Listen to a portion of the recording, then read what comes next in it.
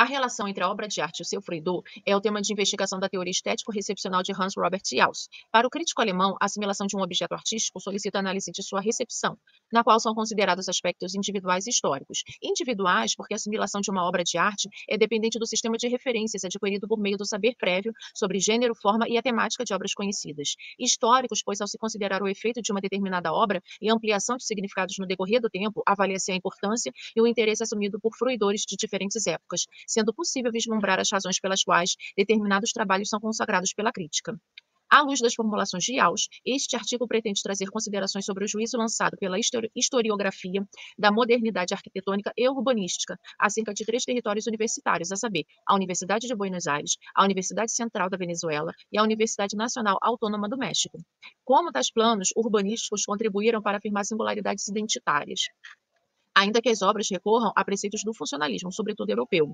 Os projetos das 3 universidades serão analisados à luz das diretrizes instituídas pelos Congressos Internacionais de Arquitetura Moderna, CIAM, e pelos preceitos urbanísticos difundidos pela obra teórica do arquiteto Le Corbusier, que contribuiu para a conceituação dos planos supramencionados.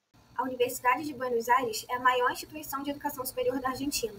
Ela foi fundada em 1821 e reorganizada após a reforma universitária em 1918. Até aquele momento, a estrutura universitária funcionava em espaços adaptados ou significativamente deficientes. A construção da cidade universitária em Buenos Aires passou por diversas discussões, com destaque a 4 projetos não consumados.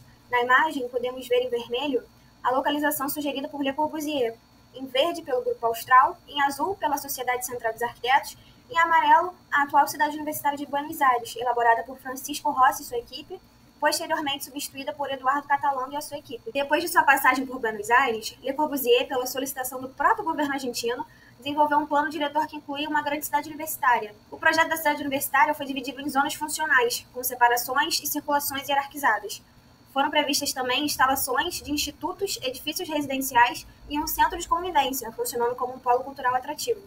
O projeto de Le Corbusier não seguiu em frente. Entretanto, seus colaboradores, os arquitetos Juan Cruchan e Jorge Ferrari, fundaram um coletivo de vanguarda, o Grupo Austral.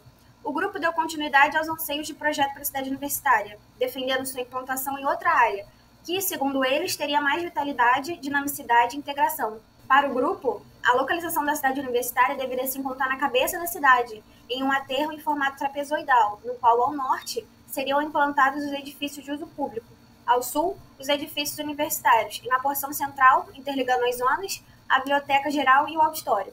A Sociedade Central dos Arquitetos também se viu motivada a realizar um novo projeto para a cidade universitária para atender às demandas institucionais.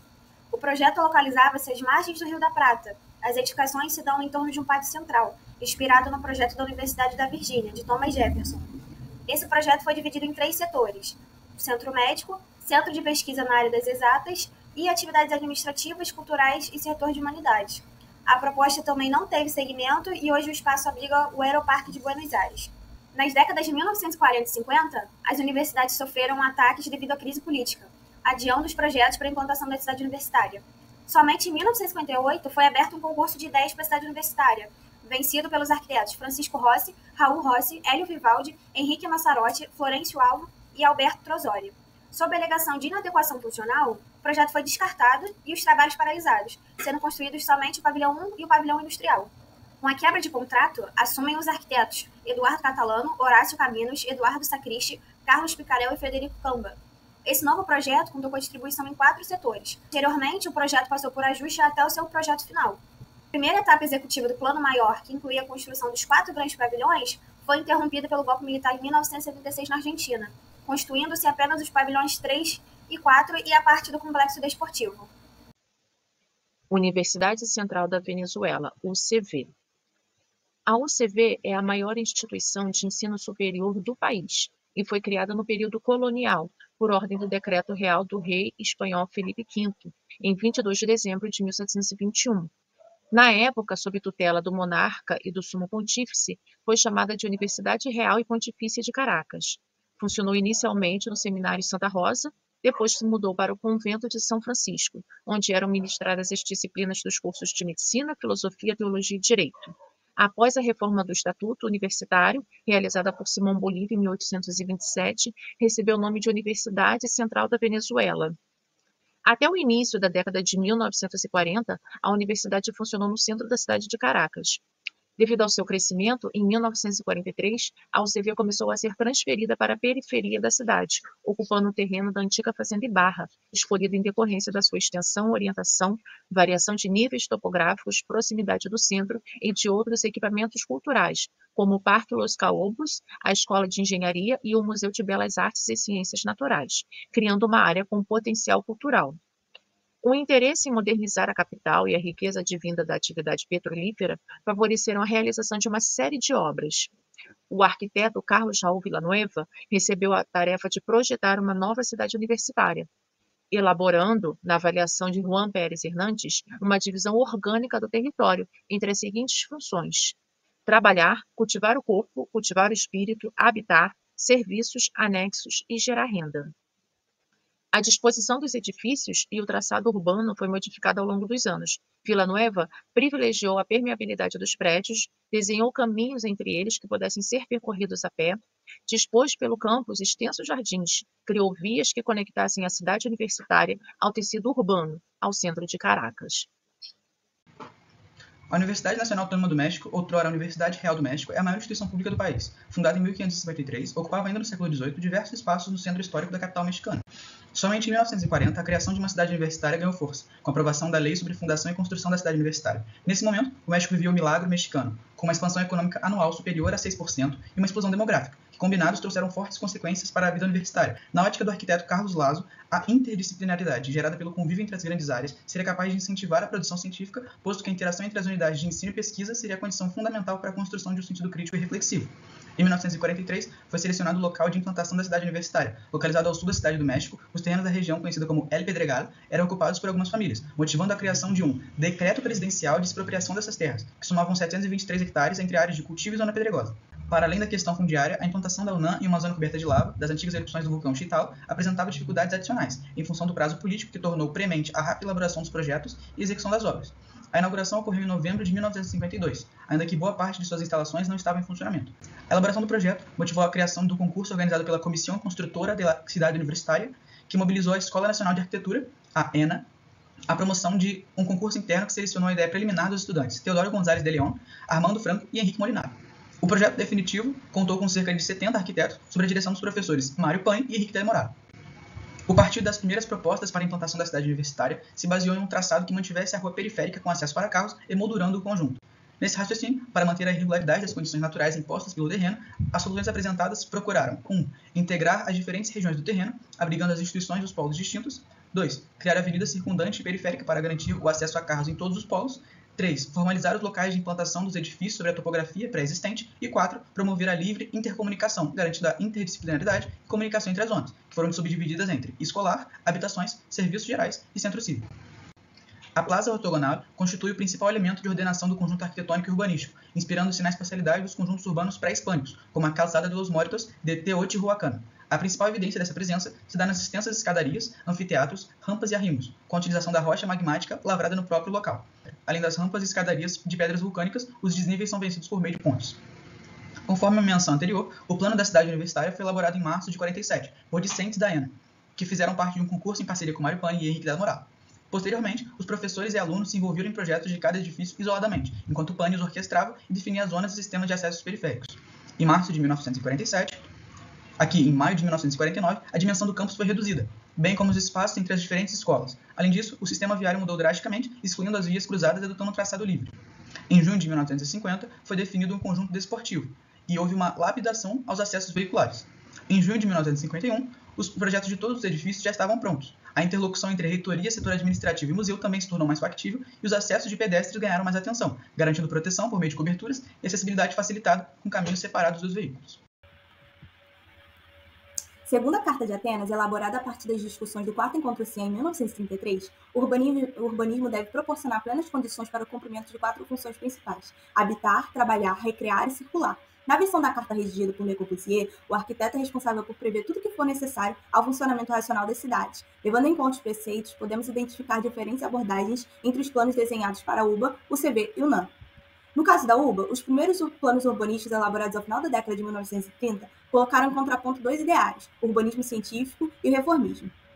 Os defensores do urbanismo científico, como Le Corbusier, defendiam a organização da cidade por zoneamento funcional. No entanto, os adeptos do reformismo acreditavam que a mescla de atividades e a menor distância entre as instituições de ensino seriam capazes de promover o espírito universitário.